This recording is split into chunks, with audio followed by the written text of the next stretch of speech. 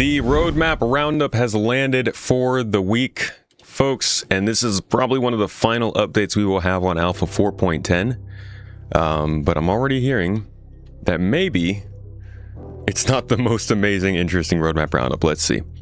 Notable changes. July 29th, we got 4.10 cards all set to committed. Super heavy armor, instancing, item recovery for ships, Siege of Orison, fuel tanks and consumption rebalance, Wicklow offerings, heavy machine gun, Hedeby gunworks, and new weapon attachment.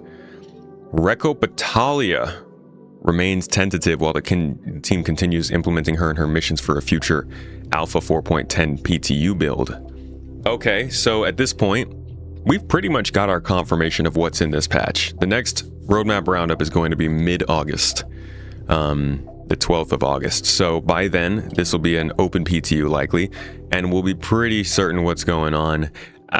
This, honestly, with Recco only barely squeaking into 4.10, it's been surprisingly difficult, I guess, to get that working, and I think that's because she uses instancing.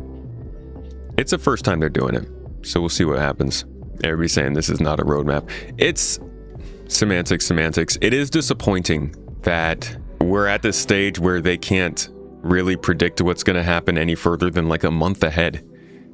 Back in the day, we used to get 4 quarters of roadmap ahead of where we were, and a lot of times that meant that they were delaying stuff, not showing us stuff that we would think was coming for months at a time would suddenly disappear and never show up again. It's not that that doesn't really happen still.